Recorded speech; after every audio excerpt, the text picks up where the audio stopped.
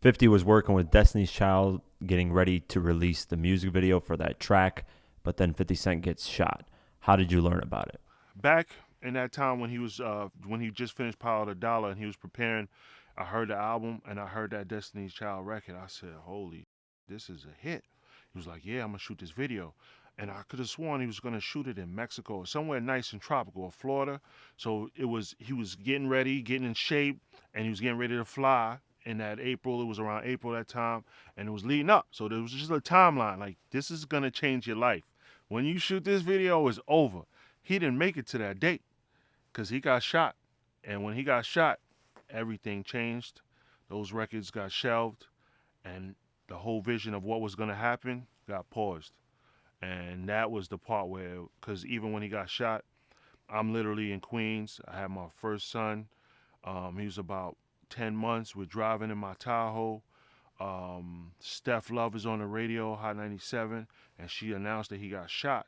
And I'm from Queens, so when you know Queens, you know Mary Immaculate or Jamaica Hospital.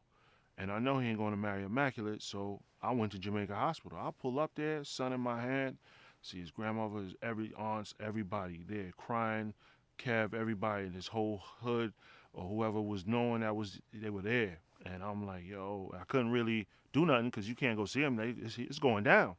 So I just wanted to let him know I was there. I spoke to his grandmother, and I had his number, 718-528. I know the number by heart still to this day. And I would call after, even knowing he couldn't talk, but I would ask his grandma, how he doing, how he doing, how he doing. And then it took about 6 months from that time. He had to rehabilitate, restructure his life, move to PA, reset up his whole thing because they tried to kill him, and it didn't happen. So clearly, and even when he was shot, he was handcuffed to the hospital bed. Like he was also treated as a criminal too. So he was going through too much. Same time, the best part of that, learning even forward, Corey Rooney sent security to keep him safe. And I remember Glenn was there. I remember seeing him like, oh, this big white boy there. And he's like holding him down. And Corey paid for that. And he was making sure nobody came to finish the job. Because that's what they would do back then. And and from that moment, it was like, all right, is he gonna be all right? And it was like his neck and all that. I'm like, damn, is he gonna? But I just stayed in touch, just kept calling, and it took over 6 months. It was either September, October, and he finally called me back, and that's when I was like, what? Back, and that's when everything started from that moment, man. But that shot took him down, man. He almost died. I'm glad he didn't, bro. Like I said, man, if he would have died, I would not be here. Yeah, Because for real. yeah, that influence is Yeah, crazy. nah, that was crazy, man. Yeah, you mentioned the line about Humpty Dumpty. They put Humpty Dumpty back together again. Yeah, man. So you know that famous line, man, because he said it, man. He's always the guy that say some that you remember, man. He said a few lines that I always remember, man. He said when he called me, he was like, "Yo, Shy, they done put Humpty Dumpty back together again." Like, yo, 50? Like, what? Yo, this sounded different. So I didn't know it was him. His tone changed everything. But when he said that, he had that little joke to a part to it. His sarcasm was really, it was dark, man. And it was like, yo, what? I was like, yo, son, I got my new crib. I was 24. I just left Queens. But that whole time I had brought a new crib like June, right before after he got shot or whatever. And I was like, yo, I'm out of Queens. I'm out the hood. Nobody know where I live. I got a studio I'm building in the basement. My boy Kyle Miller put up the wall and we had everything set up. I said, yo, whenever you can, man, just pull up and, yo, nobody will know, man. We can record whatever you want to do. And it took some time because he still was getting it together. So at that time, he actually connected with Clark Kent first, did the F You record. He connected with some other dudes from Brooklyn, DJ, man, I can't remember his spin, but they was from Brooklyn and Clark, part of Clark's crew. And he did some records with them.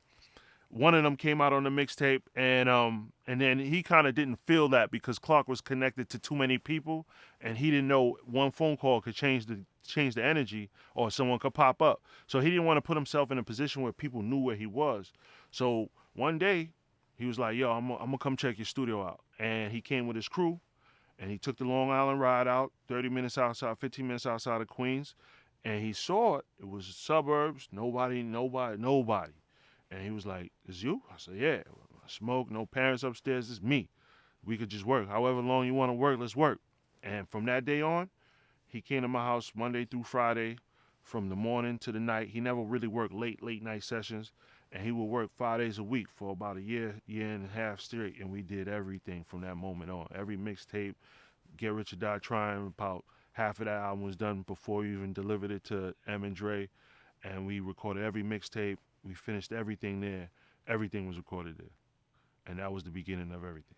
Talk to me about the Pat Viella conversation. Pat was like, you guys were at a barbershop, and this was right after Biggie died, and he asked, who's going to be the next guy? And you were like, 50 Cent. Okay, yeah. So my boy Pat Vialla, he used to go to 134 and God Brewer get this haircut, right? And I'm like, bro, we from the north side. Like, what, yo, you know Fifth live around the corner. So we start talking as I pick him up, and he was like, yo, who gonna be the next biggest one? I mean, Biggie just died, all this was happening. I was like, yo, honestly, it's this live right around the corner right here. 50 Cent, bro. He the next one. And I would say that to so many people, they would look at me and be like, yo, get the out of here, bro. And when I go to my side, north side, it was like, yo, bro, we from Hollis, bro. We don't with the south side. Get the out of here. My boy, I ain't gonna even say his name, man. Me and him still ain't speak to this day because he was like, nah, bro, we ain't with them. Get the out of here. And he didn't see it, but I seen it. Fifth was real. His music was every vocal, every cut. Like he would cut a song, it will be complete. He didn't have to go back. He didn't practice it. He didn't have to. He would cut every record, and it wasn't a million takes. It was a few takes, a few punches, done. Hook, done. Never seen nobody do that. So for me, I seen the process, and then I seen him getting into this space where he was doing a lot of exercise in between verses, doing push-ups. I'm like, bro, man, eat a cheeseburger, smoke a blunt. This don't want to do nothing. No smoke, no drink, nothing. So I'm like, this is different. This is different, bro. And then he would start reciting things to me, and like he always had premeditated thoughts, and then he would walk around with this little small pocket Bible, and I'm like, how's this thug walking around with a Bible in his back pocket? Like, this don't add up to me. But he had this religious energy to him too, where he was in fear of God. So I was like, I can respect that. You know what I'm saying? So, but it just was crazy. But at the same time, I just knew he was different. Because I worked with a lot of rappers in Queens, and I knew all of their energies. You got Royal Flush, I with Flush. Like, he'll take 50 to the Coliseum, buy everybody Avorexes. And I was like, oh, he could be something. But his work ethic was kind of slow. Mike Geronimo, same shit, you know what I'm saying? And then Nas was going through his breakups with Cormega and what was the guy? Nature. I was about to say Future. Nature. Nature and Future. Why does that sound the same? But, Nas, that was going on over there. But I was like, this is gonna be different for Queens, and he had every element to let me know that he was the real deal. And I told Pat that day, this guy right here is the one. And that stamped in him, stamped in Chris Lighty's head, stamped in my man Boom's. Everybody that I told him, they remembered. It was like, yo, you said that, bro, before everybody. And I said, I told y'all. I knew it, yo. If you want to see this full interview without having to wait, you can join our YouTube memberships program for just $8 a month. You get the full interview, behind the scenes footage, and no ads. If you want more, you can join our Patreon at patreon.com/diverse mentality. And for $10 a month, you can not only get these full interviews immediately, but also get uncut and ad-free documentaries as well. The link is in the description for both.